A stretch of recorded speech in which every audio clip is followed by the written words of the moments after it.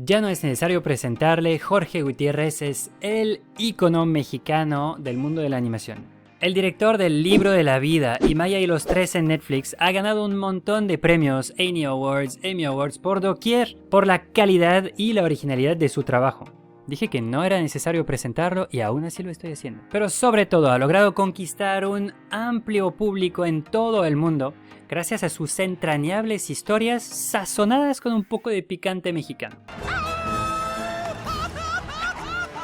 Pero el verdadero secreto de Jorge es simplemente que es un tipazo y otra vez mostró su disposición hacia la comunidad regalándonos un rato para hablar de algunos temas como el dinero en las películas de animación y la gran máquina de producirlas de Hollywood. Nos entrega 3 claves para conseguir trabajo en la industria y sobre todo nos da su receta para integrar su propia cultura y personalidad en sus proyectos para conectar de manera universal con cualquiera en el mundo. Pero justo antes de empezar a beber las palabras de Jorge, por favor dame un segundito para recordarte que las inscripciones están abiertas en mi carrera de arte conceptual e ilustración en www.escuelajanfres.com. También puedes entrar con el link que encontrarás en la descripción de este video.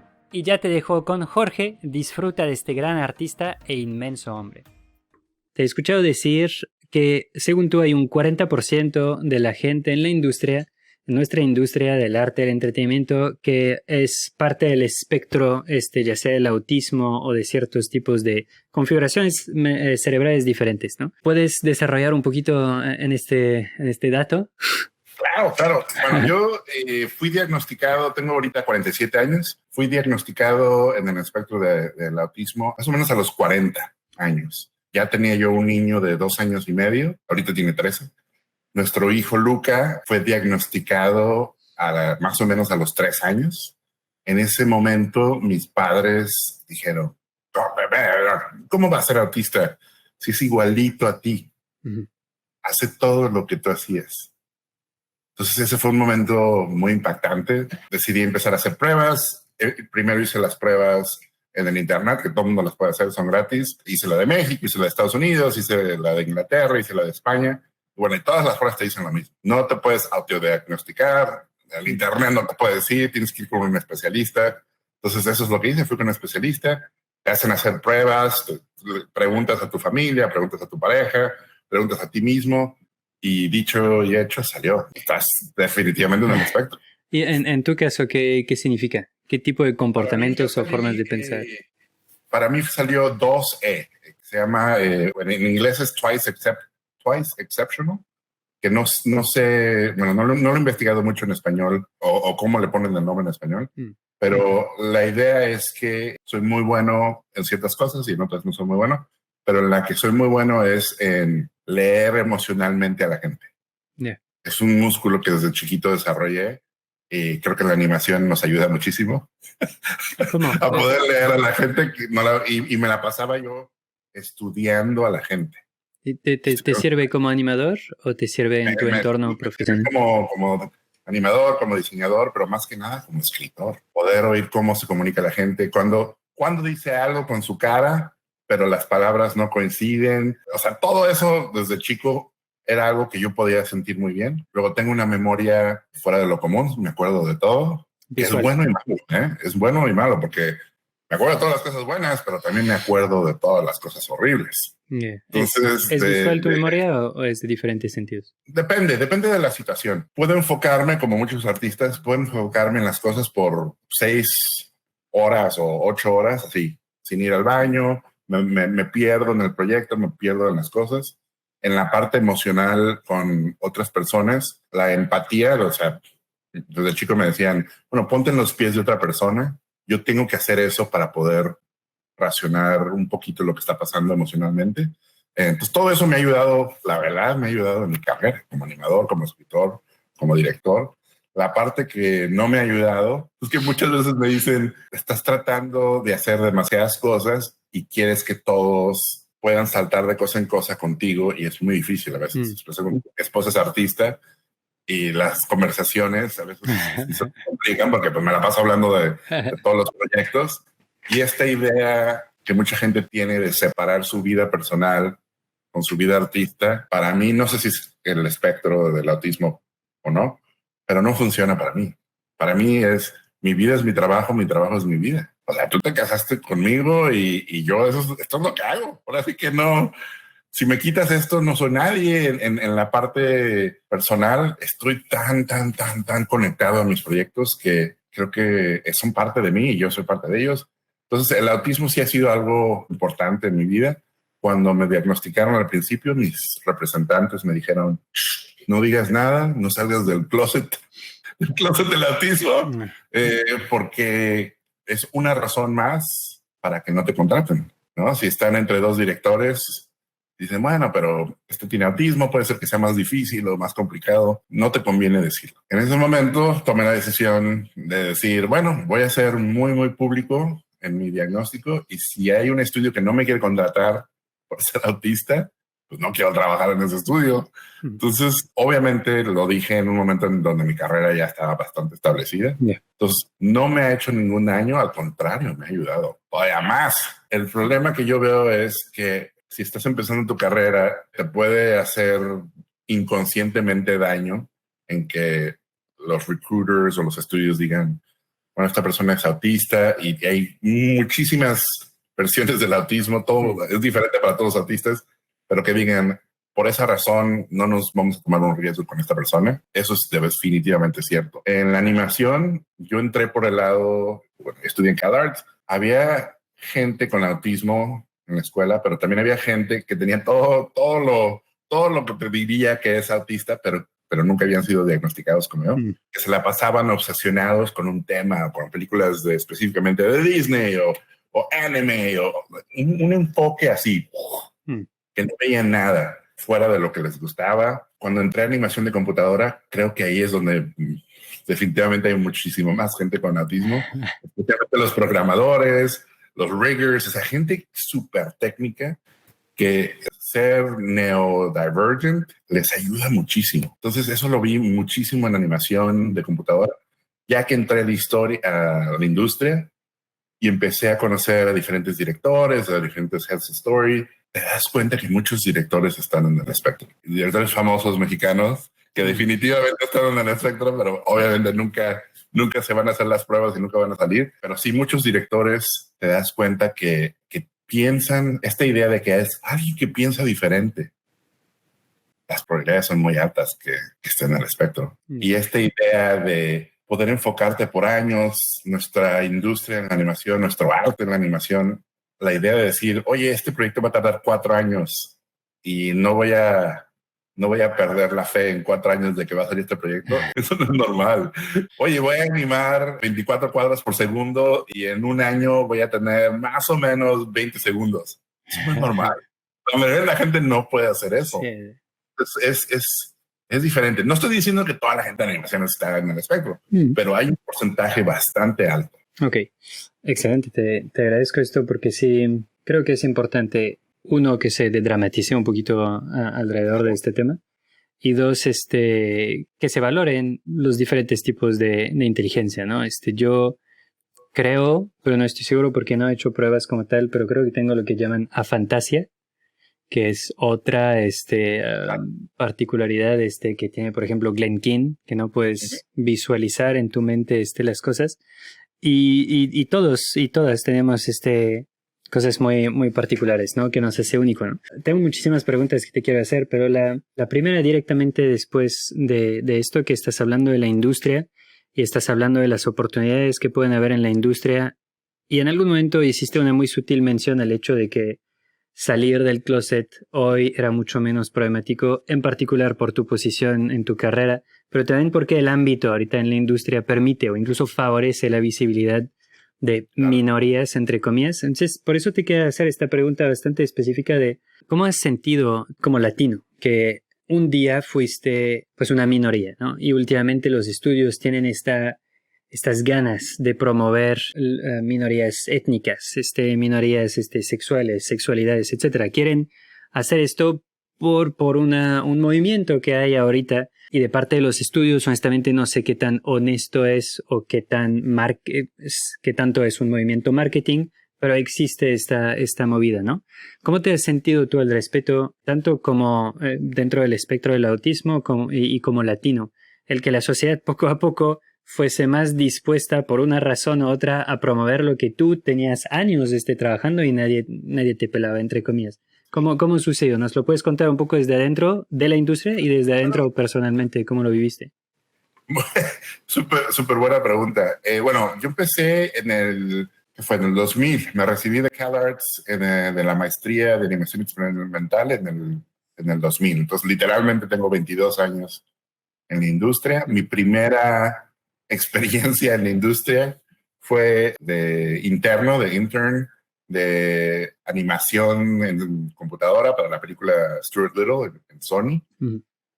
Mi primer día de interno, ya sabes, me pagaban, en esa época me pagaban, no me alcanzaba ni siquiera la gasolina para poder ir al estudio. Era una inversión y era trabajar. Pero era como era parte del proceso, ¿no? Claro. La novatada, si quieres la animación la tienes que sufrir. Y mi primer día llegué 2 horas antes porque estaba tan emocionado. Y a la hora de ir a la cafetería, el cocinero me empieza a regañar. Afroamericano me empieza a gritar y me dice, hey, los de la limpieza tenía que haber llegado hace 1 hora. Estás tarde. Y obviamente pues, no me enojé, mi primer día, ¿no? No me voy a quemar. En ese momento dije, este señor, se ve mayor, que lleva trabajando en Sony toda su vida, está acostumbrado a ver gente como yo que trabaja en mantenimiento. No está acostumbrado a ver gente como yo que trabaja como animador. Él no tiene la culpa. Es lo que está viendo alrededor de él. Entonces, mi trabajo es convencerlo a él de que gente como los de mantenimiento también pueden ser animadores. Y me volví amigo de él y luego ya me regalaba mis desayunos y todo. Pero ese fue como el primer momento de si me peleo, si digo, esto es una injusticia social, no gano nada. Le voy a comprobar lo que puedo hacer, ¿no? Todas estas son oportunidades de comprobar a alguien y usarlas para motivarte, porque o puedes usar algo para estancarte o lo puedes usar para motivarte. Entonces, yo siempre trato siempre que puedo, cualquier evento así, que sea más gasolina, ¿no? Dentro de la industria, obviamente en esa época, en el 2000, proyectos de otras culturas, proyectos de esa época, si tú ves los directores y los escritores, pues todos eran hombres blancos americanos, ¿no? Sí, todas estas películas de princesas, de Mulan, todas, Aladdin, todas. Y era normal porque esos directores habían subido las escaleras en Disney o en DreamWorks y llevaban años, ¿no? Storyboard artists, head of story, y de ahí subían a directores. En el momento que la industria empieza a cambiar, a mí me mandaban llamar y me decían, a ti te encantan las cosas mexicanas y las cosas de Latinoamérica. Nos gustaría que nos diseñaras o que nos asesoraras. Y mucha gente mexicoamericana en esa época, ¿qué estás haciendo? Deja de hacer cosas mexicanas. Si sigues haciendo, no te van a contratar. Así me decían, ¿eh? Y profesores me hacían lo mismo. Me decían, Jorge, cuidado, tu portafolio es demasiado mexicano y pues no se están haciendo proyectos de este tema, no se están haciendo series de este tema, te estás limitando mucho. Y yo siempre decía, bueno, esto es lo que quiero hacer. Si me contratan para hacer otra cosa, necesito comer. Obviamente me voy a poner a hacer otras cosas, pero si no le pongo énfasis a lo que me encanta, pues nunca lo voy a hacer. Entonces, dicho y hecho, me mandaron llamar, ya sabes, Scooby-Doo goes to Acapulco, me llamaban. Los Rugrats van a Río, me llamaban. Cualquier tema que tuviera cosas hispanas, me mandaban llamar. Yo me estuve recibiendo cuando Road to El Dorado estaba saliendo y Emperor's New Groove estaban saliendo, las películas la de DreamWorks y la de Disney. Entonces, como que en ese momento dijeron, ya lo Mesoamérica y los incas, se acabó. Te habías perdido tu oportunidad. Esta oportunidad. Bueno, yo, desde que me gradué de la escuela, yo quiero hacer una película del Día del Muerto, quiero hacer una película del Día del Muerto. Y pues, obviamente llegó a pasar eso. Pero en esa época, la idea de que una minoría iba a dirigir un proyecto de su cultura era ridículo. ¿Por qué? Si aquí tenemos a John y a Matt y a Steven del estudio, o sea, tú dale tus ideas y ellos la dirigen. Entonces pasan los años, se va evolucionando la industria, empieza esta temporada de wokeness, como dices tú. Yo digo que la mitad es cosmética. Hollywood es un robot que come dinero. Esa es la verdad, ¿no? La idea de que Hollywood lo come tiene... y lo caga del otro lado. Sí, sí, sí. Es un tubo. Y la idea de que Hollywood debería de, o qué vergüenza Hollywood, ¿por qué no? El robot no tiene sentimientos. El robot solo come dinero. Entonces, la época woke, en mi opinión, cambia en el momento que alguien le dice al robot, oye, robot, mira todo el dinero que estás dejando en la mesa. Ajá. Que todas esas comunidades, todas estas minorías, toda esta gente está dispuesto a darte si les haces algo hecho por alguien como ellos y que refleje sus experiencias y sus culturas y sus puntos de vista del punto de vista de alguien que viene de ese lugar. El robot. Y los ejemplos que yo siempre doy es Wonder Woman y Black Panther, ¿no? Wonder Woman, directora mujer, superhéroe mujer. Black Panther, escritor y director afroamericano con un héroe africano. Esas dos películas son de las películas más taquilleras de la historia. Claro. En ese momento el robot de Hollywood dice, oh, esta es la clave, este es el futuro. El problema es que en la animación va más atrasada, ¿no? Entonces, oye, la película inspirada en el Día del Muerto de Pixar, Coco, híjole, ¿cómo le hacemos para tratar de meter más, que sea más auténtica? Porque pues el director y el escritor, bueno, vamos a levantar a Alfred Molina, vamos a Alfred Molina, ¿cómo se llama? El codirector, súper buena onda. No sé. O sea, Leon Rich y está, bueno, y empezamos igual en Disney, ¿no? Moana. ¿Qué hacemos con Moana? Pues son Ron y John, los directores. Entonces como que empieza esa transición. El problema es que en las escaleras de la industria, los board artists que se volvieron heads of story, que se volvieron co-directors, la mayoría no son minorías y mujeres. ¿Qué pasa? Oye, estamos haciendo una película de este tema, de esta cultura. Agarra a este storyboard artist y hazlo director. Y luego la película no sale bien. ¿Qué pasó? Si le dimos la oportunidad a la minoría y a la mujer, y mira la película que nos hicieron. No volvemos a hacer eso. Y eso es lo que está pasando ahorita. Que mucha gente se les dio una oportunidad gigantesca, pero no los pusieron en una posición para poder hacer algo increíble por esos años de experiencia que nunca se les dieron y que ahora esperan que lo puedan hacer. Y eso es lo que está pasando ahorita. Y creo que está pasando en el cine, en la animación, en todos lados, ¿eh? Por lo que he visto, intentan hacer ahora, aprendiendo de lo que acabas de decir, parejas de director experimentado y codirector. Sí.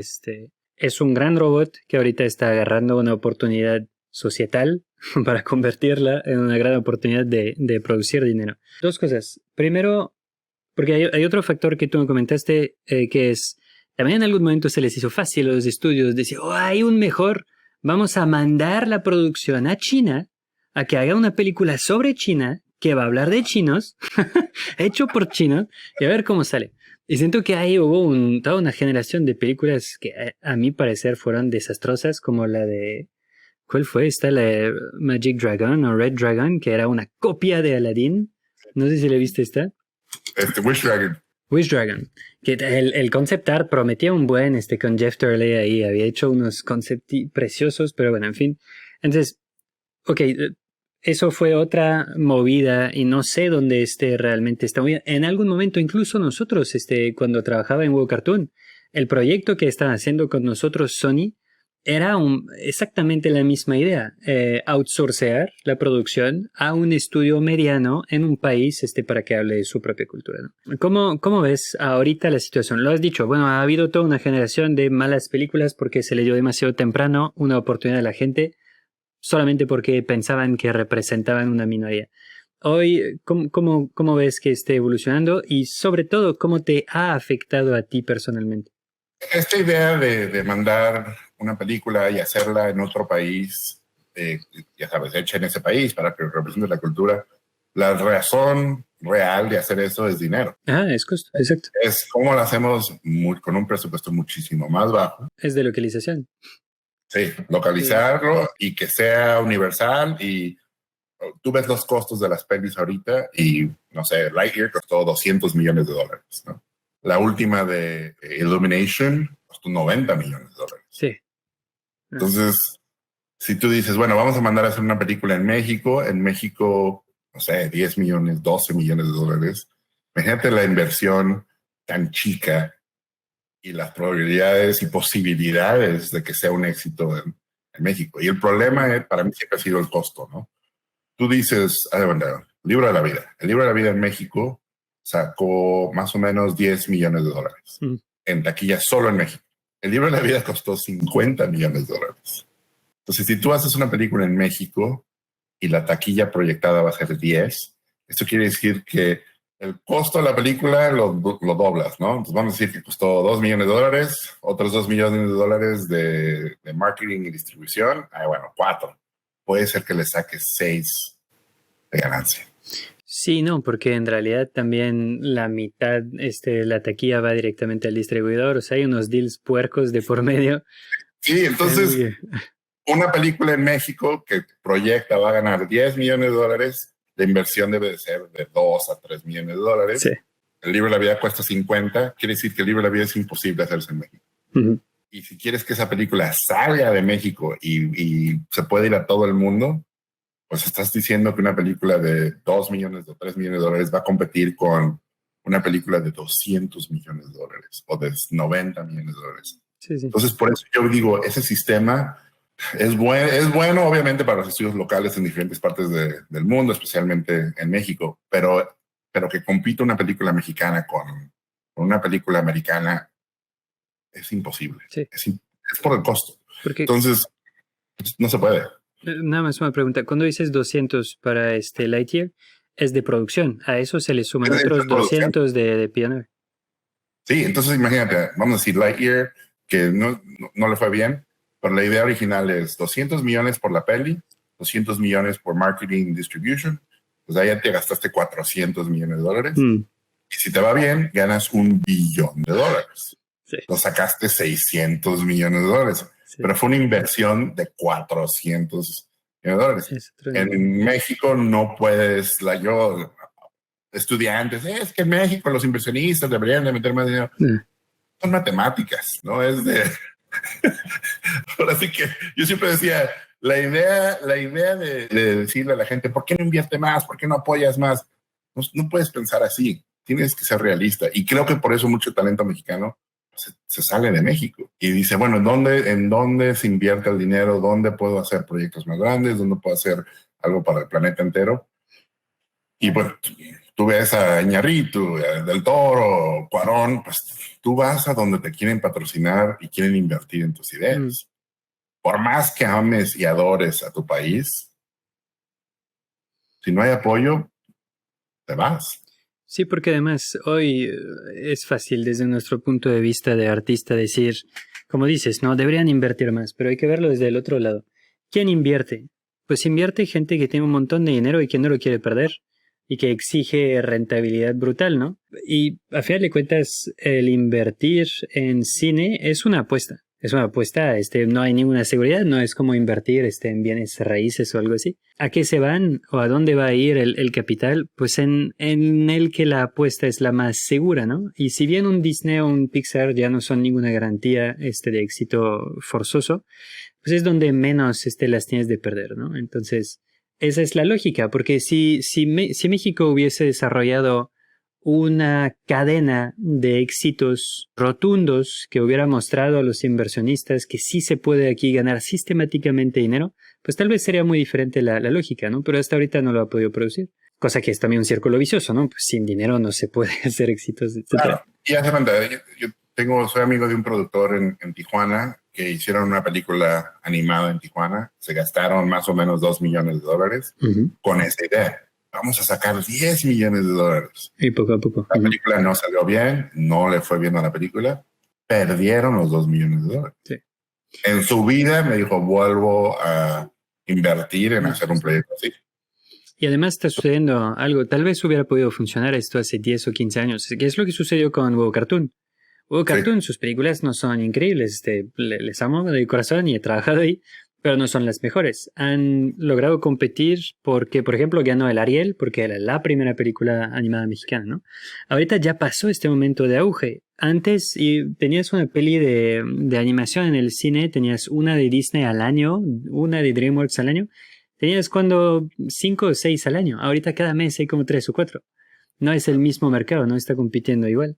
Y no solo es el mismo mercado, pero ahora una película animada compite con Marvel, y compite con Star Wars, y compiten con las mega franquicias de efectos especiales, que literalmente son películas casi animadas. Así es. Entonces cambió el mercado muchísimo. Y esta idea de antes de si tu película le va bien en tu país, esto acaba de pasar en Netflix, ¿eh? Si tu película o a tu serie le va bien en tu país, súper bueno. Y si sale de tu país, bonus. Así era antes. Entonces podías hacer un producto local, un proyecto local.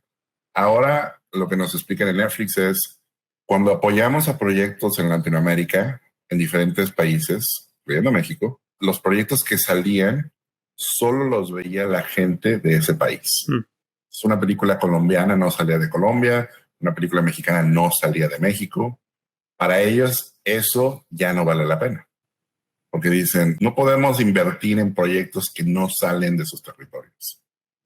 Invertimos en proyectos que se vean fuera. Entonces ese es el problema ahorita gigantesco de los creadores de Latinoamérica, que estamos compitiendo con anime. Anime es global. Cuesta nada. Las historias de anime están basadas en cómics, ¿no? En manga. Entonces, literalmente los libretos están escritos, las temporadas están escritas. Anime es una adaptación. Entonces, el costo de la licencia de una serie de anime es muchísimo más bajo que el costo de invertir en una producción original en Latinoamérica. Y además ya pasó el filtro del público. Exactamente. Y el viewer o la audiencia de Latinoamérica prefiere ver un anime porque todo su familia, sus amigos y su cultura lo ven. Voy a intentar ver algo nuevo que salió de mi país. Ese malinchismo de apoyo lo que no es de aquí, lo salen los números. Entonces es un momento complicado. Netflix cerró las oficinas de animación de Latinoamérica en Brasil. Entonces le están apostando a proyectos globales, proyectos internacionales. Siguen diciendo, queremos talento internacional, queremos talento que haga cosas representando a sus países, pero ya no nos interesa que hagan proyectos de sus culturas, que solo su cultura lo vea. Eso ya no funciona. Maya, el ejemplo de Maya es obviamente inspirada en Mesoamérica, pero fantasía. Sale Maya y los tres. Fue un éxito global. La idea original era, creemos que le va a ir bien en México. Es como el libro de la vida, ¿no? Creemos que le va a ir bien en México. Si no le va bien en México, ya valió. Pero creemos que le va a ir bien en México. Creemos que le va a ir bien en Latinoamérica por el tema. La pregunta gigantesca es, ¿y cómo le va a ir en Europa? ¿Y cómo le va a ir en Asia? Son los otros dos territorios más importantes. Bueno, sale Maya, así, todos así, porque nadie sabía qué iba a pasar, ¿no? Y en Netflix, sabes, el fin de semana que sale, así como Box Office, sabes si fue un hit o no. Boom mundial, número 1, número top 10 en 58 países. Los números fueron ridículos. Países donde Vietnam, número 1 en Vietnam, número 1 en Grecia. En Europa le fue muy bien en Francia, le fue muy bien en Alemania, en España. O sea, le fue bien en todos los territorios que no sabían, le fue bien. Y aparte le fue bien en Estados Unidos, en Latinoamérica. Entonces, en ese momento dicen, a ver, este es un creador mexicano que hizo una historia de su cultura, pero la hizo universal. Entonces, en ese momento dicen, queremos más proyectos así, y pues no han salido. Y esta idea de alguien que sea de su país, que entienda su país y que creció en su país, pero que entiende Estados Unidos, entiende la cultura americana, entiende ahora sí que los productos americanos y por qué funcionan fuera de Estados Unidos y no. Esa especie de artista ahorita es mágico, ¿no? Es casi, es ser extranjero en Estados Unidos. Ahorita en Estados Unidos vale más que ser americano. Sí. Porque tienes el punto de vista universal y tienes el punto de vista internacional. Y para ti sí habría que definir esta idea de universalidad, porque a mí siempre me parece un poco sospechoso eso de que algo se convierta universal. Sospechoso, bueno, luego te explico por qué, pero creo que me entendiste. ¿Cuáles son los ingredientes? Tú que lo has logrado encontrar. ¿Cómo fusionas lo que es muy local de este ingrediente internacional? ¿Sí se puede definir si es la receta de Disney de siempre o es algo mucho más sutil? O tiene que ver con tu empatía, perdóname, de autista, que es simplemente entender el otro, ¿no? Bueno, te doy mi versión de cómo lo descifré con mi trabajo. Uh-huh. Al principio, en la escuela, en cada arte tienes que presentar proyectos, presentar cortos y películas, y muchas veces me la pasaba explicando la parte cultural. Me tardaba más explicando la parte cultural que la historia. Y profesores me decían, está mal. O sea, si tengo que leer un libro para entender tu historia, ese no es el público. Luego, a la hora de recibirme de la escuela, salgo bien, me va bien y empiezo a pichar ideas y proyectos. Los ejecutivos, que en esa época todos eran hombres blancos, me decían, a ver, explícame esto. Les explicaba la parte cultural y me decían, pero Jorge, esto me encanta, pero ¿cómo va a entender el público si no sabe todo lo que me estás diciendo? Entonces, fue un momento donde me rechazaron muchos proyectos y dije, a ver, no puedo hacer algo mexicano donde solo le vas a entender si viviste en México o vives en México, porque el público va a ser súper chiquito. Con todo respeto a México, va a ser un público muy chiquito. Me puse a oír a mí me gusta mucho el hip hop, me puse a oír mis discos preferidos, me puse películas preferidas, me puse a analizar esta idea de que muchos artistas, a la hora de hacer su primera obra, su primer disco, su primer libro, su primera película, por recursos bajos que tienen, escriben de experiencias personales, de dónde crecieron, de su país, y obviamente no todos han sido éxitos, pero los exitosos han salido de su país, ¿no? Las películas, los discos, los libros. ¿Por qué Ciudad de Dios sale de Brasil y se vuelve un éxito en todo el planeta y todas las otras películas brasileñas no? ¿Por qué Siete Samuráis sale? Y te pones a dar cuenta y dices, bueno, Jean-Pierre Jeunet de Amélie trabajó en Hollywood, ¿no? Aprendió muchísimas cosas de Hollywood. Hizo una película que no puede ser más francesa, pero la hizo universal y la hizo para todos. Esta idea de una niña francesa que le pasaron cosas extrañas y que se dedica a tratar de hacer a la gente feliz y ella está sola, pero al final encuentra a alguien.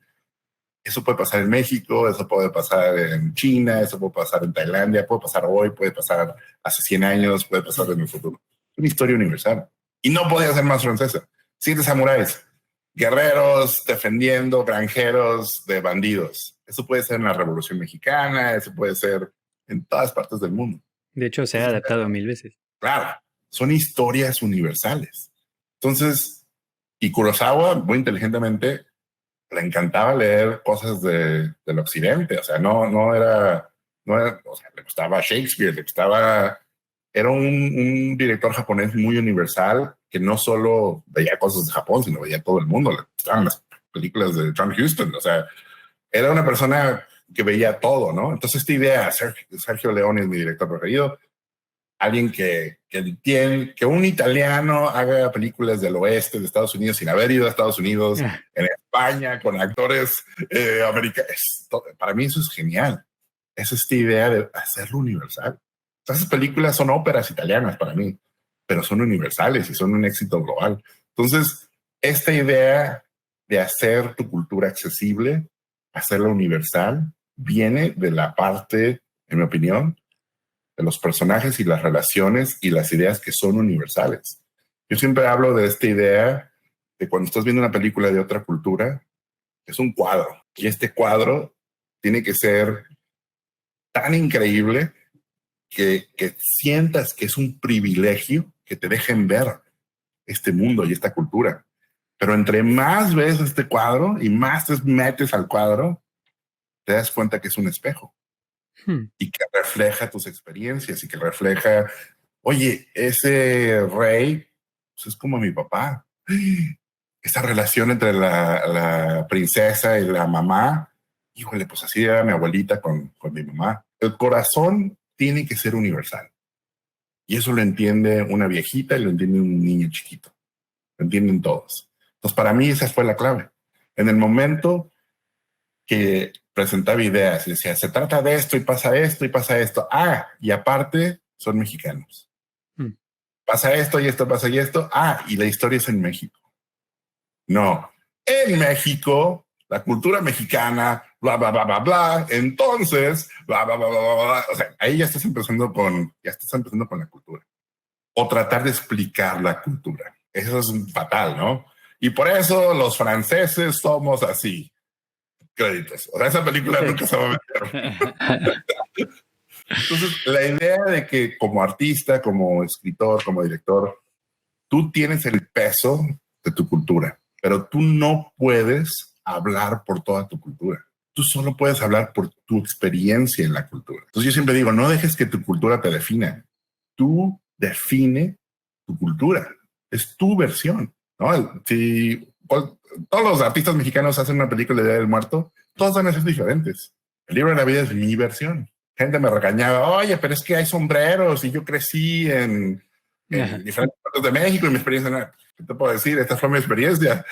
Es como si me regañas porque la carne asada en Tijuana es diferente a la carne asada de Monterrey. Sorry.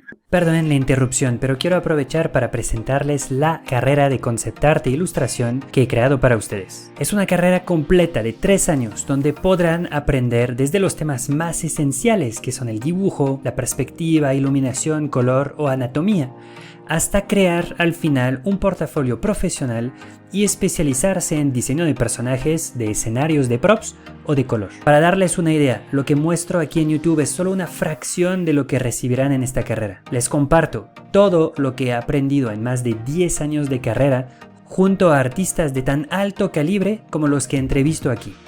Ya más de 1000 personas han tomado esta carrera y han conocido una tremenda mejora en su arte y su desempeño profesional. Es una pasada. Si lo estás pensando, no lo pienses más y apúntate. Todos sus conocimientos los está poniendo aquí en esta carrera. Estoy muy contento con la carrera de Jan de Ilustración y Concept Art. La verdad es que es un excelente maestro, no he tenido mejor maestro de dibujo y de ilustración. Y lo mejor es que puedo avanzar a mi ritmo. Una persona súper motivada, le encanta lo que hace, pero además es muy bueno explicando, sabe de lo que habla y lo transmite estupendamente. En este último año y medio es en el año en el que más aprendí y más crecí como artista. Espero que te apuntes y te animes a aprender un montón con Jan y todos nosotros. Si quieres más información o registrarte de una vez, dale clic al link en la descripción. Nos veremos por ahí. ¿Tú hoy sientes que hablas de México, dibujas a México y quieres hacer proyectos vinculados con México por amor a este país o porque te consideras de alguna forma un embajador? Porque eso es una visión que he visto en muchas personas, honesta o no, de decir, es que México es, ¿cómo se dice? Menospreciado, algo así. Tenemos que participar a su radiación afuera, ¿no? ¿Cómo te posicionas tú? Para mí fue, mira, ¿sabes qué? Creo que fueron 3 cosas. Una, al principio de mi estancia en CalArts, me señalaron mucho un profesor a la hora de decirme, a ver, o en mi portafolio, puse a dibujar cosas americanas y cosas que pensé que los americanos querían ver, pero también traía un portafolio de pinturas de cosas de México. El Día del Muerto, luchadores, cosas que me encantaban, pero que en mi cerebro yo decía, bueno, esto no me van a dejar hacerlo en una escuela de animación. Voy a aplicar a las escuelas de arte a ver si me dejan, a ver qué opinan una escuela de pintura de mis pinturas. Y literalmente lo llevé por ego, ¿no? Para ver qué opinaban. A la hora de que este profesor que revisaba los portafolios, Jules Engo, que era húngaro, es más, tuvo que ser un húngaro que me dedicara a todo esto. Trabajó en Disney, trabajó en UPA, fundador de animación experimental en CalArts. ve mis dibujos de Bugs Bunny, de Mickey Mouse, y me decían, esto es una mierda, es una popó. Y me decía, todo lo que me estás enseñando son dibujos que una copiadora los pudo haber hecho. No tienes voz, no dices nada, no estás diciendo nada. Esta es una escuela de artistas, no de copiadoras. Entonces, literalmente, no, aquí no entras. Dejé mi portafolio de pintura por error en su mesa, abre el portafolio, ve mis pinturas y me manda a llamar y me dice, a ver, ¿de qué es esta pintura? Y pues le platico la historia de cada pintura. No, es un luchador que se está peleando con su hermano, pero el que gane lo van a matar, entonces los dos están tratando de perder, y pues se moría de la risa. Y así eran 10 pinturas, y cada pintura era una historia. Entonces al final me dijo, a ver, ¿por qué pintaste esto? Pues a los 18, ¿cuántos años tenía? 18 años. No sé. ¿Cómo que no sabes? ¿Por qué pintaste? Así como policía, ¿no? ¿Por qué pintaste esto? Y dije, porque pues esto es lo que me salió, porque es lo que me gusta. ¿Qué sientes cuando pintas esto? Feliz, me siento emocionado y me siento limitado por mi técnica, pero me siento emocionado por compartirla con los demás. Y me dice, esa es tu voz. Esa es tu voz como artista. Yo nunca he visto estas cosas que me estás enseñando mexicanas. Nunca las he visto moverse en la pantalla, en animación. Nunca las he visto venir de alguien de ahí. Haz esto y te acepto en la escuela. Pero si quieres dibujar Mickey Mouse y Batman no. Sí, como origen de superhéroe. Esa fue la araña radioactiva que me picó en ese momento, fue eso. Ya que empiezo a desarrollarme, pues no, obviamente me pongo a estudiar mucho más mi cultura y lo que viene, cosas que me llaman la atención, cosas que no. Empiezo también a jugar un poco con la percepción de la cultura fuera de México y la percepción de la cultura dentro de México, porque en mi época, pues a México se veía muy bajo internamente, ¿no? Y idolizaban Europa, idolizaban Estados Unidos, idolizaban Japón. Pero la cultura mexicana chafa, no es buena, o es muy vieja, o literalmente es de indios. O sea, muy mal, muchísimo malinchismo en esa época. Y creo que el movimiento que a mí me inspiró también mucho fue la música. En esa época, en los 90s, empieza Maldita Vecindad, Café Tacuba, Caifanes, todos estos grupos de rock en español que empiezan a decir, agarramos la música folclórica tradicional de nuestro país, pero la vamos a mezclar con las influencias de rock en España, en rock obviamente de Estados Unidos, de Inglaterra, y vamos a hacer nuestra propia versión. Y yo dije, es lo que ellos están haciendo con música, yo lo quiero hacer visualmente. Yo amo el anime, amo cómics de Tintín, amo toda esta cultura. Lo voy a mezclar con luchadores, con el Día del Muerto, con todo lo que me encanta de la cultura mexicana, y voy a hacer mi versión de todo esto. Y no hay nadie que esté haciendo eso. Entonces, no es como que soy japonés y digo, quiero ser el próximo Miyazaki. No había un Miyazaki mexicano. Entonces, puedes empezar de cero. Entonces, creo que eso fue mi motivación más grande en esa época. A la hora de que empiece a haber un boom latino, porque me han tocado 3 booms latinos en Estados Unidos, empiezan, todo el mundo, hay mucha prensa, se emocionan, sale un proyecto que no le va bien y se acaba el boom. El público latino en Estados Unidos es el 30% del público y están acostumbrados a ver el 1% de proyectos con gente latina. O sea, es un público que ya se acostumbró a no verse y va al cine y consume.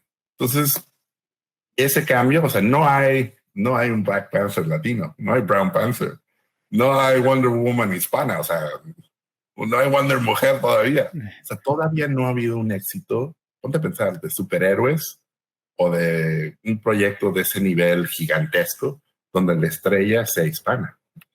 Ahora con Star Wars, obviamente estás empezando a ver más protagonistas, elencos.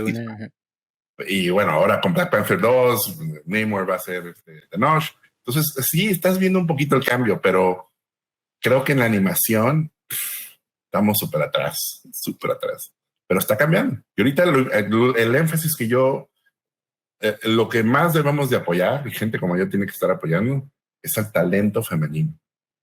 Porque en toda la industria hay muy pocas directoras mujeres, muy pocos heads of story mujeres, muy poquitas production designers, art directors mujeres. Cada vez hay un poquito más, pero esta idea de que 50% de la industria debería de ser femenina, estamos muy atrás.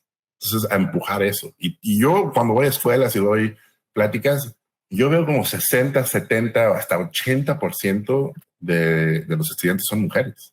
La última vez que fue a CalArts era 90. Y dices, bueno, ¿y todas estas mujeres por qué no se están reflejando en la industria? No, pues va a tardar años. Ya, entonces sí, es nada más cuestión de tiempo, porque también yo siento que hace mucho que hay más mujeres como alumnas en las escuelas, pero tengo entendido que muy rápidamente las orían a puestos de producción o cosas así. Sí. Pero bueno, eso es algo que hay que cambiar. Antes que nada, gracias por este tour. Dices que tiendes a brincar muchísimo en la plática, pero yo siento muy coherente y muy completo todo lo que estás diciendo.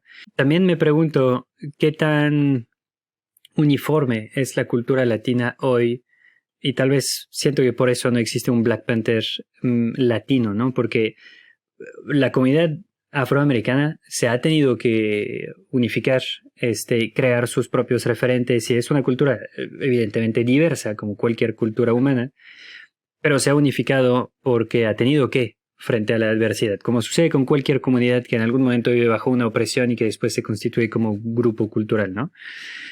¿Existirá eso a nivel latino? Porque yo veo, por ejemplo, estoy casi seguro, y tal vez me equivoqué, que si mañana se hace un Superman mexicano, pues al de Ecuador no le va a encantar, ¿no? Y al argentino va a decir, che, mamón, pinche, no sé qué, ¿no? Y si es un Superman argentino, pues los mexicanos nunca lo van a ver porque es un boludo, ¿no?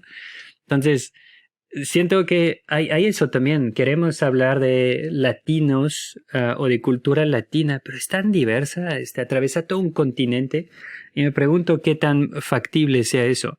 Entonces, de ahí mi pregunta, que es un poco loca. ¿Cómo ves evolucionar tú esta idea de cultura adentro de Estados Unidos y afuera? ¿Sientes que poco a poco se está, así como se encontró ingrediente universal, crees que se va a encontrar esta micro universalidad latina? Y si sí, ¿es para bien o es para mal? Yo, mira, estoy 100% de acuerdo. Yo no sabía que era latino hasta que no me salí de México, ¿no? Y en la escuela me decían, oh, you're part of the Latino group. Entonces, ¿cómo que de Latino group? Y pues había reuniones, ¿no? Y hay argentinos, colombianos, cubanos, y pues, mi vida había tenido contacto con gente de otras partes de Latinoamérica. Te conoces, te das cuenta que sí, tenemos muchas cosas en común, pero son países y culturas completamente diferentes. Claro. Y yo siempre digo, es el equivalente a decir europeo. Ajá. Exactamente. Por más que lo intente, Europa no lo logra. Somos demasiado distintos. Europeo, estás diciendo que un alemán, o sea, ¿qué tiene en común un alemán y un griego? O sea, solo que un mapa está en una región, pero no puedes decir, oh, no, esta sensibilidad representa a toda Europa. Casi imposible. Así es Latinoamérica, así es el concepto latino, y luego esta idea también muy americana, ¿no? Es decir, no hacemos muchos proyectos de culturas latinas, pero cuando hacemos uno, ¿por qué no vinieron todos? Oye, esta película de puertorriqueños, ¿por qué no vinieron todos los mexicanos? ¿Y por qué no vinieron los colombianos y los cubanos? Les dimos una probadita de su cultura, ¿por qué todos no la apoyaron? Y luego no la apoyan y dicen, ya ven, por eso no les damos nada. Entonces, súper difícil. Y luego ahí te va la otra complicada. Hay gente en la industria de ahorita mi generación, la mayoría de los hispanoamericanos de esta generación, sus papás fueron emigrantes y ellos son primera generación. Esa primera generación se les enseñó asimila. Desaparece. No desaparece. Tú eres americano. Esa generación ahora está tomando decisiones creativas en los estudios y dice, pues no hablo español, mi cultura me dio la espalda, mi país me dio la espalda, mi familia de mi país no se puede comunicar conmigo, mis papás me dijeron que yo me volviera literalmente americano. Hay un desconecte muy grande que que cada vez va a ser más grande. Sale una película como Encanto, ¿no? La película de Encanto, escritor, director, blancos, obviamente involucran a gente de Colombia, asesores de Colombia, todo lo que se pueda de Colombia, pero es la versión americana de Colombia para el mundo. Y se vuelve un éxito gigantesco. Entonces, casi la idea de tu versión de tu país no es accesible, pero nuestra versión de tu país, de tu cultura, la podemos hacer accesible. Claro. Entonces, cada vez que un éxito de esos pasa, lo único que el robot de Hollywood dice es, ok, ya me eché a Colombia, ya me eché a México, ¿quién sigue? Who's next? ¿No? Viene Brasil, viene, de territorio, viene Argentina, y el resto del mundo va a decir, ¿viste la película, no sé, Che Boludo, animada de Disney? De un director y escritor que nunca se hubieran ido a Argentina, que hicieron una película y que agarraron los tangos o no sé qué van a agarrar de Argentina y lo van a hacer universal y va a ser un mega éxito global, y eso no va, la verdad, no va a ayudar al talento argentino. Ya fuimos al sabor. Ese restaurante ya sirvió nuestro platillo. Exactamente. Hablas de que la situación es difícil ahorita con la animación. Hablas de la configuración económica que hace que es difícil, cada vez más competencia, cada vez más ambición de parte de los estudios de hacer algo global, etc. Y entiendo cuán difícil es para proyectos culturales o que quieren hacer vivir su cultura. Pero tratemos de ir un poquito más macro. A mí lo que me preocupa muchísimo, hablando de robot. También se ha creado otro robot. Cualquier industria es un robot. Ingiere talento, ingiere ideas. La ingeniería automotriz, exactamente lo mismo. Ingiere ideas, ingiere gente. Y después, idealmente, va a sacar un proyecto exitoso que va a traer mucho dinero. Entonces ahí se activa el robot y ahí sí empieza tu gru. De la industria de la animación, que ha conocido su auge desde hace ya un par de décadas, donde ahorita es cool ser artista, cosa que no era el caso antes. Antes era ser un nerd. Ahorita es cool. Entonces toda la gente quiere ser artista. Y esta máquina también vive un momento sin precedente, donde existen Netflix, existe internet de alta velocidad, puedes tener películas por todos lados. Esta máquina se vuelve loca, ¿no? Está tragando ideas para producir cada vez más contenido, ¿no? Sin embargo, hay un pequeño ingrediente en esta máquina que a fuerzas la limita, que es la audiencia, ¿no? Y se está haciendo cada vez más proyectos, tragando cada vez más estudiantes, prometiéndoles trabajo, sin que realmente haya cada vez más audiencia, ¿no? Entonces, a mí, yo tengo esta doble cachucha, ¿no? Que soy docente y soy artista, ¿no? Y a mí me preocupa en ambos lados, ¿no? Como docente, me preocupa estar ayudando a formar a gente que sé que van a entrar en un ámbito muy competitivo en el que va a ser cada vez más difícil y me preocupa moralmente estar haciendo una promesa que no puedo cumplir. Y por otro lado, evidentemente, como artista me preocupa mi futuro profesional. ¿Cómo ves tú y hacia dónde ves tú llegar este robot que se ha vuelto loco? ¿Cuál es su punto de quiebre? Le estás dando en el clavo a algo que a mí también me preocupa mucho. Ese cambio que yo vi en México hace 22 años que yo empecé, no existía la animación en México como carrera. Fue una de las razones por la que me apoyó el gobierno en esa época. Pues imagínate, el gobierno mexicano apoyaba a los artistas a estudiar fuera de México. Ah, sí, ¿recibiste beca para estudiar en CalArts? Sí, para el FONCA, el Fondo de Cultura y las Artes, te apoyaba si la maestría que querías hacer no existiera en México. Pues el FONCA me pagó la maestría de animación. Y me acuerdo que ese año fui a firmar un libro donde a los que apoyaban firmaran y creo que éramos 26 artistas y yo era el único de animación. Entonces no había animación. Y estos últimos 4 o 5 años doy muchas pláticas en escuelas y pues clases de 40, 50 estudiantes que salen cada año. En toda la República. Y dices, bueno, ¿cuántos estudios hay en México? ¿Cuánto trabajo pueden encontrar? Por lo mismo, yo trabajo con mucho talento mexicano que no solo han brillado, todos los han encontrado ya sea en Pixelatel o en Twitter o en Instagram, cuando veo sus trabajos. El artista mexicano, si es bueno en México, el estudiante, si es bueno en México, encuentra trabajo y se sale de México. Y ahora, gracias a COVID, te pueden contratar en todo el mundo y te pagan en México. El problema es que ahora estás compitiendo con todo el planeta. Ya no compites solo con México, ya compites con todos. Entonces tienes que tener pues, como digo, un corazón gigante, pero tienes que ser un aguante de boxeador, porque una carrera en este campo, especialmente los primeros años, va a ser bien dura. Y pulirte y aprender y ir subiendo. Era una carrera que antes tú empezabas desde abajo y ibas subiendo poquito a poquito. Ahora con las producciones tan cortas, con los estudios remotos, ya no es como antes. Entonces, cada vez creo que nunca ha habido tanto trabajo, pero nunca ha habido tanta incertidumbre. Y para el estudiante de animación mexicano, tienen que ser, yo diría que el 1 o 2% de las escuelas salen listos para encontrar trabajo, pero ese 98% la va a tener complicada por muchos años. Entonces creo que es un momento difícil. Y bueno, tú en Francia, siendo francés, Francia, el boom de talento francés es increíble, pero no fue de un día a otro. Fueron décadas. Igual en España. Yo ahorita digo, los animadores españoles son de los mejores animadores del mundo. Igual, décadas que se lleva. México todavía no está en ese nivel. Estando cerca de Estados Unidos, pues hay muchísimas oportunidades. Aprender inglés creo que es lo más importante del planeta en estos momentos para un animador, porque si no hablas inglés, se te cierra el mundo con todo este mercado.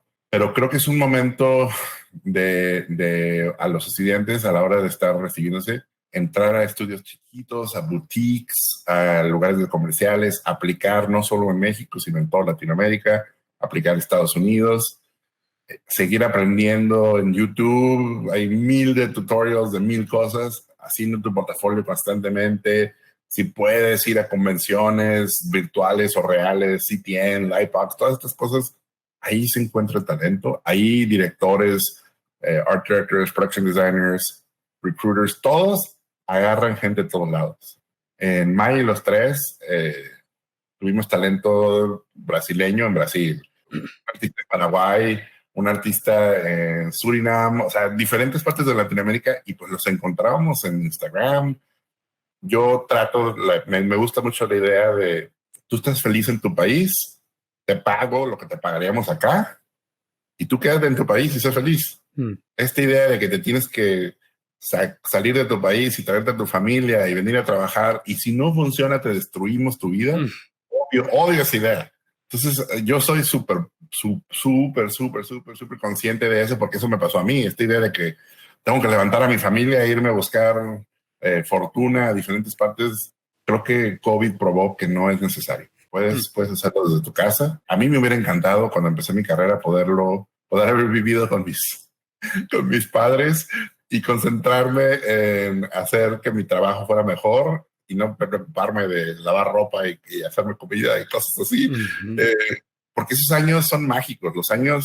Tus últimos años de escuela y los primeros años de tu carrera van a dictar muchísimo. Entonces es cuando tienes que enfocarte y ser realista. Conozco muchos estudiantes que me dicen, no, yo quiero ser diseñador de personajes. Ok, bueno, pues ese es un trabajo súper técnico, ¿no? Necesito ver turnaround, mouth chart, necesito ver la parte técnica. Y aparte la parte creativa. La parte creativa es dada. Lo importante es, ¿puedes hacer el trabajo técnico?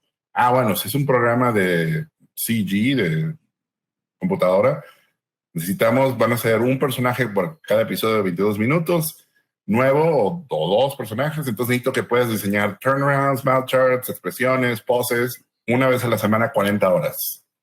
Entonces, si te metemos en ese schedule y puedes, ya lo hiciste. Si tardaste demasiado, porque ese es el problema más grande que vemos, es tiempo. Si eres bueno, rápido y trabajas bien en grupo, vas a trabajar toda tu vida. Pero si no tienes una de esas 3, si eres muy bueno pero eres muy lento, no encajas en producción.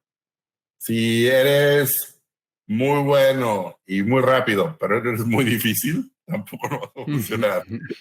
Si eres muy buena gente y eres muy bueno y eres lento, chance y te contratan. Pero esas tres cosas son muy importantes. Pero y luego creo que también el cambio gigante que yo noté es que hace 20 años los profesores, cuando empezaba la animación en México, la carrera de animación, pues los profesores no tenían experiencia. Todo estaba basado en teoría, en libros, venían de multimedia, venían de casas comerciales donde no se hacía mucha animación.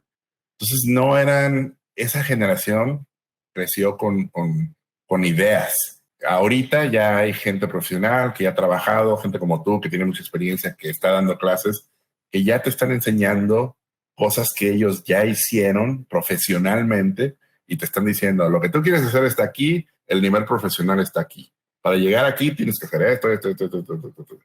Y esa es la cosa que al principio los estudiantes nadie quiere oír, ¿no? Dibujo anatómico, y anatomía, construcción, todas las partes técnicas de lo que se necesita. Si no te gusta dibujar, no quiere decir que no puedes ser animador. Puedes ser animador de computadora, de stop motion. ¿Cuántos trabajos hay de stop motion en el mundo? No muchos. No. Si eres bueno de animación para personajes digitales, hay videojuegos, películas, series. Hay muchísimo trabajo y nunca tienes que dibujar. Entonces esta idea de que a fuerzas tienes que aprender a dibujar, no es cierto. Diferentes trabajos necesitan diferentes cosas. Si te apasiona la producción, vas a tener trabajo toda tu vida. Sí. Esa es la verdad. Luego, la ironía gigantesca, la ironía más grande de nuestra industria, que todavía no lo puedo creer, es el control, el verdadero control, el poder en la animación de cine y en la animación de series está en los libretos. Los directores que pueden escribir, los creadores que pueden escribir, controlan su universo. Los directores que no escriben y los creadores que no escriben, por lo menos en el sistema americano, dependen de un escritor. En las escuelas de animación, incluyendo en CalArts, no te enseñan a escribir libretos, que se me hace uno de los crímenes más grandes del universo. Dibujar tardas toda tu vida en poder llegar a un nivel técnico donde lo puedes usar para producción. Esta idea de no empezar a escribir libretos desde tu primer día en la escuela tiene que cambiar. Porque a la hora de salir de la escuela, cuando empiezas a trabajar en proyectos, lo primero que te dan es un libreto. Y te pones a leerlo y dices, ahora tengo que diseñar los personajes, o tengo que hacer los storyboards, o tengo que hacer... Pero todo sale del libreto. Entonces, para mí, eso fue el switch más grande en mi carrera. En el momento que dije, yo quiero hacer mis propios proyectos. Yo sé que yo puedo dibujar y diseñar mis propios proyectos, pero si quiero escribir mis propios proyectos, los tengo que escribir yo. Ay, ¿cómo le hago para escribirlos? No, pues igual que dibujar, tengo que escribir 1000 libretos para llegar a un nivel profesional. En todas las producciones donde entraba, yo les decía, a ver, ¿quién es el head writer, el escritor principal, no? Déjame escribirte un outline, déjame escribirte un libreto gratis. Si te gusta, me lo compras. Si no te gusta, no perdiste nada. Y así empecé, ¿eh? El libro de la vida. Tú no puedes escribir el libreto porque tú nunca has escrito una película. Ok. Déjenme escribir el libreto y si no les gusta, no lo compren. Entonces yo siempre digo, apuesta a ti mismo. Pero si dices, quiero que me pagues para ver si me sale algo bueno, ningún productor te va a decir que sí. Está excelente. Eso es uno de los consejos. Nos has dado muchísimos consejos, pero este es uno de los más poco comunes que haya escuchado y es uno que me es muy importante también y que trato de profesar también. El que tú lo estás hablando desde un lado de oportunidad de trabajo, ¿no? Que si sabes escribir libreto, te vas a hacer más, te vas a insertar más fácilmente en un pipeline de producción. Además, incluso puedes tal vez vender en algún momento tus libretas. Pero yo no entiendo cómo puedes hacer este trabajo sin amor total, fusional a las historias, ¿no? Porque Bueno, y entonces eso es creo que algo que hace falta, ¿no? Muchos artistas tratan de dibujar desde un lado exclusivamente estético y no le meten nunca este corazón, ¿no? Que viene de las historias. Sin embargo, te cuento muy rápidamente mi historia personal. Es algo, y es una experiencia que, por lo que tengo entendido, ha sido compartida por varios production designers, que en algún momento tener tanto amor a las historias te pone en una posición en la que entras en un tipo de competencia, ¿no? Con el director, porque a final de cuentas a ti solo te encargaron que te encargara de la parte visual, ¿no? Pero tú sabes que haces mejor tu trabajo si viene con una fibra de historia, ¿no? ¿Cómo haces esta distinción entre, pues sí, es un hecho, tengo que saber de historia para proyectarlas, y esta frustración de que muy rápidamente te empujan en tu lugar de artistito, ¿no? Artistita.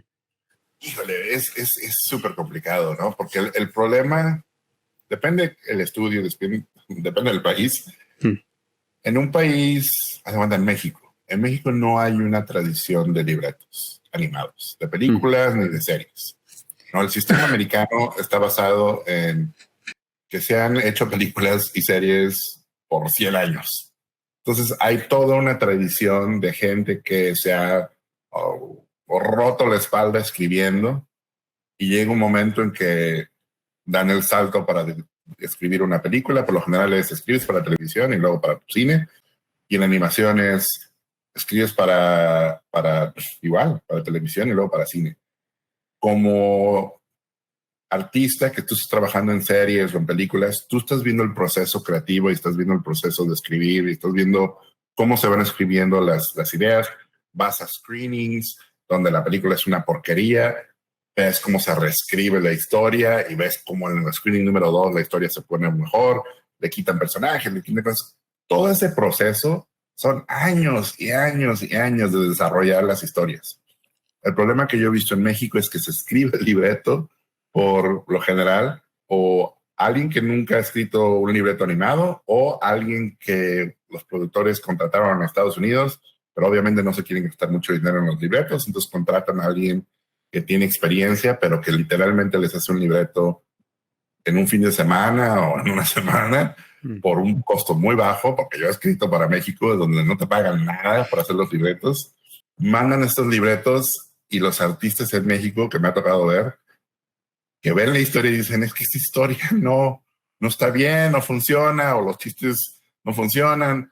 Queremos ayudar a cambiar la película, la parte visual puede levantar toda esta idea, y el problema ahí son los productores que dicen, no, ya pagamos este libreto, el libreto es la película. Y en ese momento creo que frustras al estudio, y frustras a los artistas, y frustras a todos. Y en el momento que el artista dice, bueno, pues la película es la película, me voy a enfocar en mi trabajo y que mi trabajo quede bien, pero no les interesa a los de arriba, mi opinión, no les interesa a los de arriba que la película, todas las opiniones de nosotros la hagan mejor. Bueno, pues soy una maquiladora y me concentro en lo mío. Y eso es lo que veo que pasa en muchos estudios, sí, y que pasa en Latinoamérica. La parte de arriba, la arrogancia que viene de arriba, ahí es donde se complican las cosas, porque si el director, por lo general en México, el director hace lo que le dicen los productores. ¿No? Esta idea de que el director es Dios, en Latinoamérica no, los productores son Dios. Y el director hace exactamente lo que les dicen los productores, y si el productor compró el libreto, contrató al director, el director está haciendo ese libreto, no hay de otra. Y la mayoría de los directores en México no escriben. Entonces, no puedes. Ese sistema está roto. Entonces, esta idea de que va a salir un Brad Bird en México, va a salir alguien que va a poder escribir y dirigir, ¿cómo? Si no funcionan las cosas de esa forma. Lo que yo he notado que pasa mucho es cuando un head of story por lo general, los directores vienen de historia en animación. Históricamente, los directores venían de la animación. Luego empezaron a venir los story, ¿no? Los storyboard artists y los heads of story.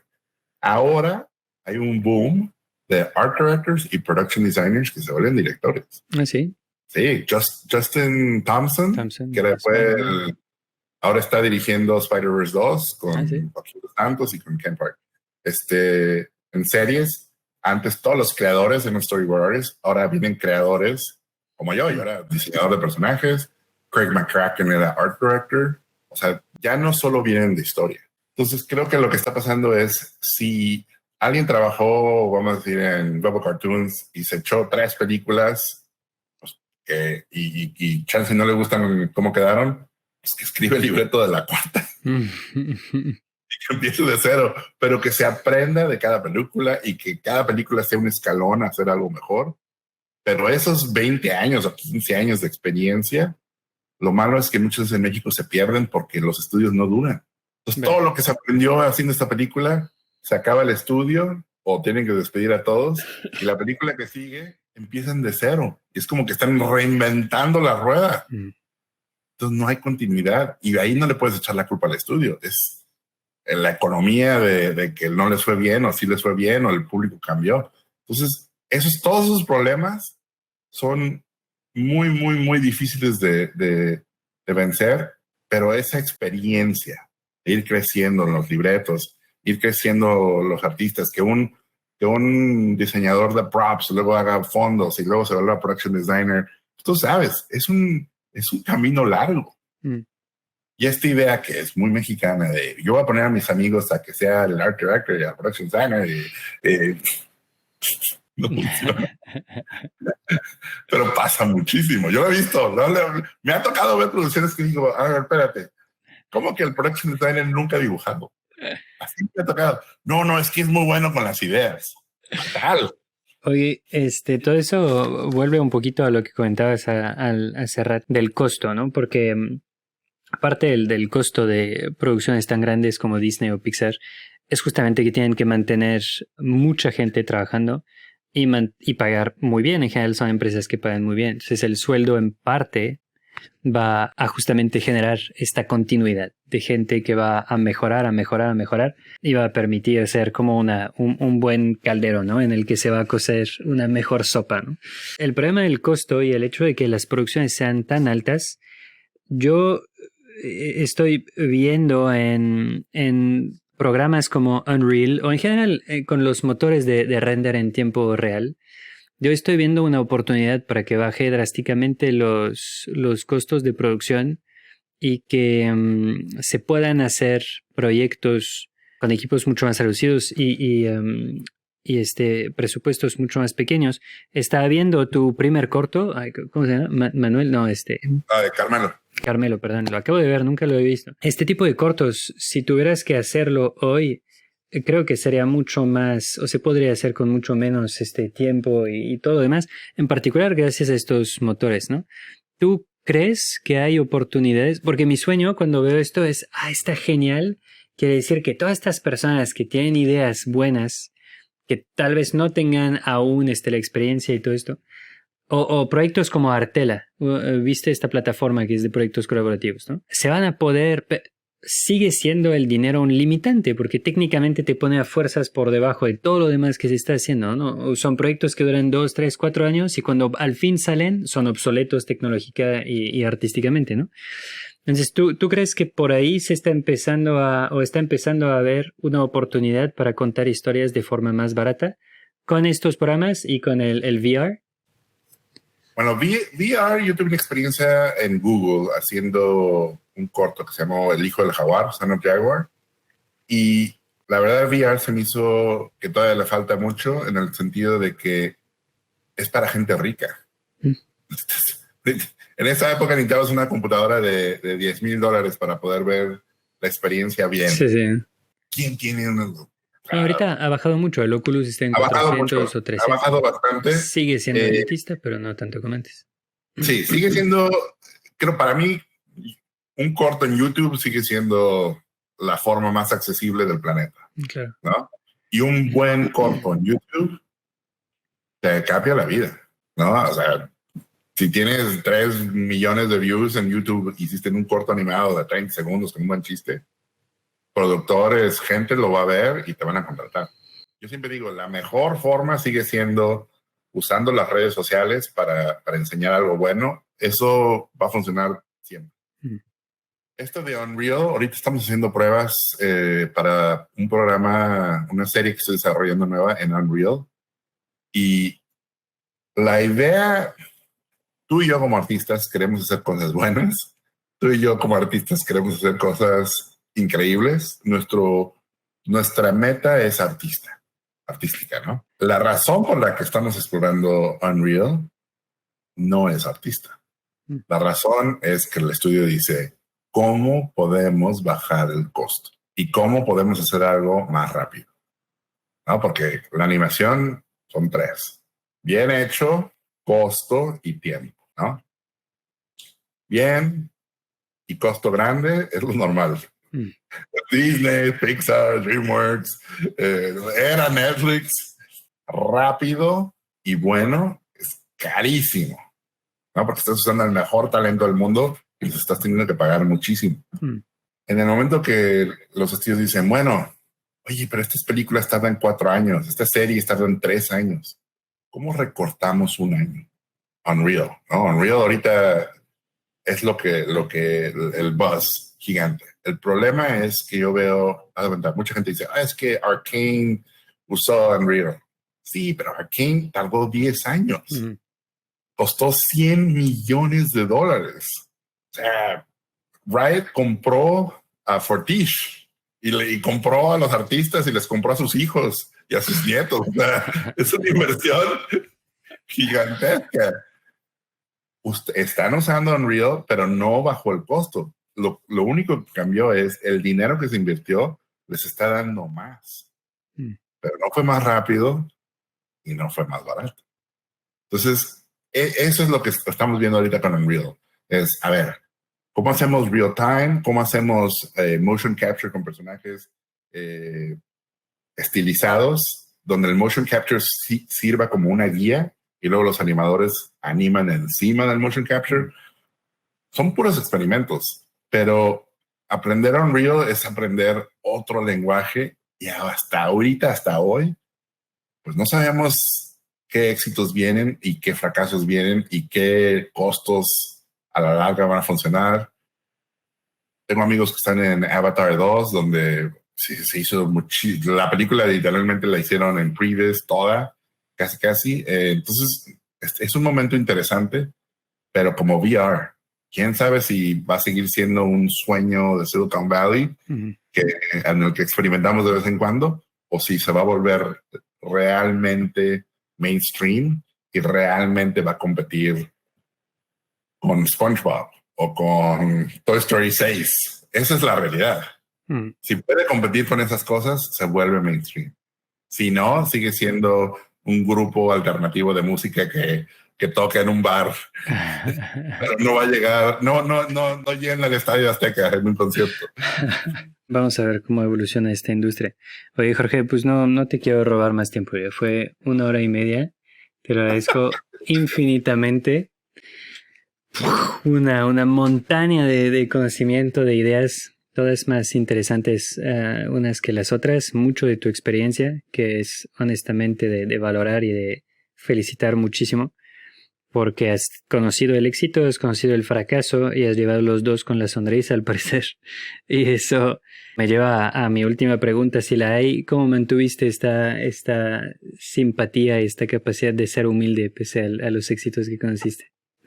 Mira, crecí en la Ciudad de México hasta los 9 años. De ahí me fui a Tijuana. Entonces, ver México, ver la Ciudad de México, crecer en la Ciudad de México, ver Tijuana, y ver la situación en Tijuana. Me tocó la época de los narcos en Tijuana, los 90s, casi me muero bastantes veces. Entonces, qué regalo que pueda vivir de mi trabajo y que pueda vivir haciendo locuras y que hay literalmente gringos que me dicen, te doy millones de dólares para hacer tus proyectos y que contrates a gente de Latinoamérica y gente que te gusta, gente que admiras. ¿Cómo no me voy a reír? ¿Cómo no me voy a levantar todos los días con una sonrisa gigante? Y sí, me han matado películas, me han matado proyectos, pero ¿sabes qué? Me han matado amigos. Y eso sí duelen. Esto no. Esto es una fiesta aquí haciendo arte y haciendo caricaturas. Entonces, pues sí, estoy súper contento en ese sentido, pero no creas, es un trabajo duro y difícil. Me acuerdo que, bueno, mi ídolo Guillermo del Toro me dijo, esta es una vida que te va a quitar mucho, pero todo lo que te quita te lo va a dar 2 veces. Pero tienes que aceptar que te va a quitar mucho. No somos gente que trabajamos de 9 a 5 y se acabó. Es un trabajo que te consume. Entonces, disfruta, el consejo que siempre doy, disfruta el proceso, no disfrutes el resultado, porque el resultado, muchas veces el resultado lo va a definir otra persona, pero el proceso lo defines tú.